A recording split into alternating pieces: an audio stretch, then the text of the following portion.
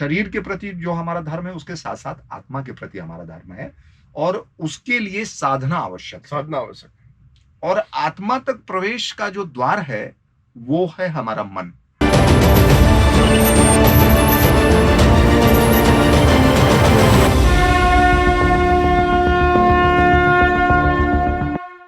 नमस्कार, मैं संजय, मैं प्रदीप। शून्य साधना की इस कड़ी में आपका पुनः स्वागत है।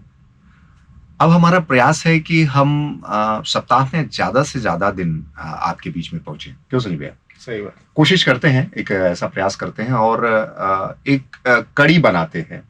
जैसे कि आज जैसे एक प्रश्न आया है कि जीवन में बहुत सारे कार्य हैं, आयाम हैं, सबके अलग अलग हैं। कहते हैं जैसे कि 18वें अध्याय का 66वां श्लोक पढ़ा था तो मुझे पता चला कि धर्म कई प्रकार के होते हैं। उससे पहले मैं एक ही धर्म समझता था, और जब 66 में श्री कृष्ण कहते हैं सर्वधर्माणि परित्यज्य माम एकम शरणम व्रज अहम त्वा सर्व पापेभ्यो मोक्षयिष्यामि मा शुचा, तब मुझे उसके अभिलाषा हुई जानने की कि धर्म इतने सारे क्यों।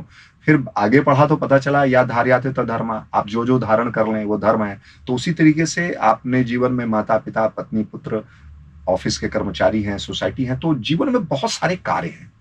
तो इनके बीच में संतुलन या संतुलन, मतलब जो भी है आप संतुलन कुछ बता रहे थे, क्या है, संतुलन है या संतुलन है?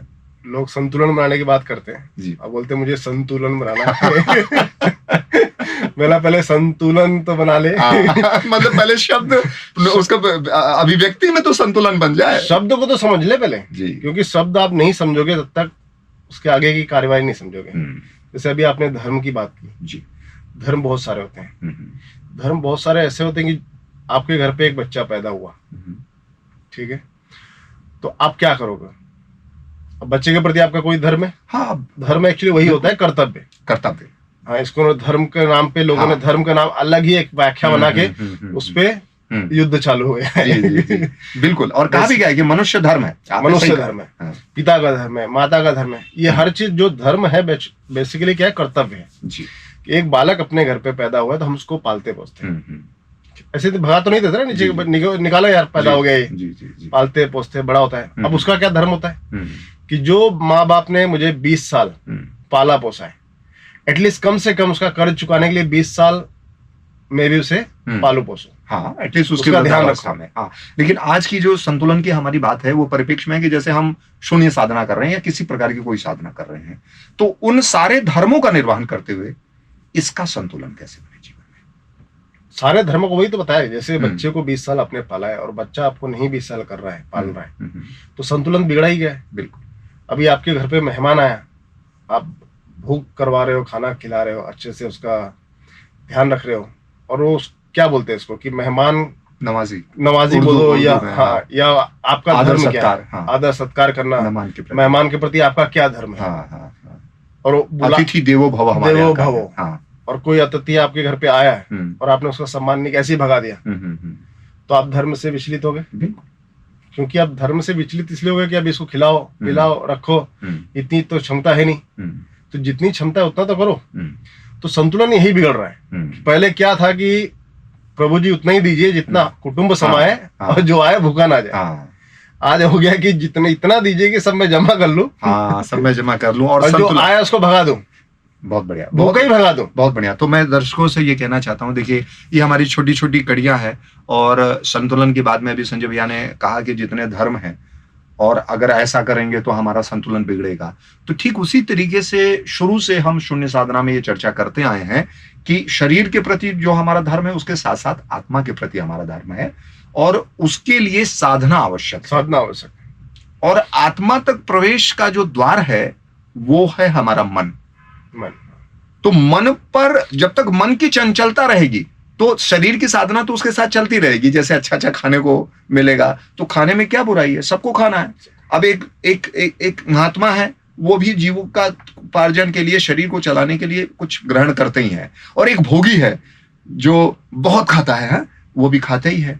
तो खाना तो, भोजन तो आवश्यक है, किंतु जब हम संतुलन की बात करते हैं तो उसमें मन जो है, मन पे जब निग्रह होता है तब मन आत्मो उद्धार के लिए फिर वो अंदर प्रवेश करता है। उसे कहते हैं ना, तो मन को वश में करने के लिए हमने कहा था कि साधना की आवश्यकता होती है, ताकि हम धीरे धीरे उस शून्य को साध सकें, अपने अंदर की ऊर्जा को साध सकें, और उस ऊर्जा का हम सदुपयोग जो भी चाहते हैं, जैसे आत्मा का कल्याण और शरीर के द्वारा जितने धर्म धारण किए हैं उनका निर्वहन, मात्र यही हमारी चीजें हैं। तो वही कहते हैं ना कि प्रभु थोड़ा थोड़ा प्रभु का भजन कर ले। भजन आपने कहा है संतुलन के लिए ही होता है, लेकिन लोग उसको भजन की जगह उसमें भ में ओ की मात्रा जोड़ के थोड़ा थोड़ा भोजन कर ले। पिछली किसी कहानी में आपने उपवास वाले में ऐसा कहा था। हाँ। लोग अपने फायदे के हिसाब से हर चीज का, हर कहानी का। अभी मुझे कहानी याद आई। अच्छा। अभी शब्दों का थोड़ा सा उच्चारण बदलने से क्या होता है कि एक आदमी का थोड़ा सा उच्चारण का प्रॉब्लम था, सबको बोला मेरे घर पे भोजन है, भोजन है, भोजन है, सब आ गए खाली पेट। फिर भजन चल रहा है, भजन चल रहा है, भजन चल रहा है। फिर बैठे कि अब भोजन मिलेगा, भोजन हो गया, जाओ। भोजन हो गया, बोला भोजन नहीं, भोजन नहीं था, भोजन था, ये भोजन था। तो वो अच्छा, बंगाली शब्द में ऐसा, हमारे यहाँ जो है ना ऐसा भोजन है, भोजन। आप हमारे यहाँ आइए, आप भोजन है। देखो तो संतुलन बिगड़ने से कितना हो गया, जितने भी आए थे क्या सोच के आए और क्या हुआ, शब्द के संतुलन से अनर्थ हो गया। तो उसी तरीके से साधना में अगर हमारा संतुलन बिगड़ेगा तो हम बार बार बिचलाएंगे, बार बार गिरेंगे। गिरने से नहीं घबराना है, हमें फिर उठ खड़ा होना है। अपने बाल्यकाल को याद कीजिए, किसी बच्चे को देखिए, बार बार वो गिरता है, लेकिन उसका प्रयास क्या होता है कि नहीं मुझे चलना है, तो एक दिन वो संतुलन बना लेता है। उसी तरह साधक होने के नाते हम बार बार गिरेंगे, और हमारी शून्य साधना आपको बार बार एक प्रकार से हम क्या कहते हैं कि हम आपको एक कोई ज्ञान या फिर कोई समझदारी वाली बातें नहीं बना, हम चिंतन सूत्र देते हैं। चिंतन सूत्र। तो इस शून्य साधना से, हमारी इन छोटी छोटी कड़ियों से आपको चिंतन सूत्र मिलेगा। ठीक है कि आप फिर से उठ खड़े होइए।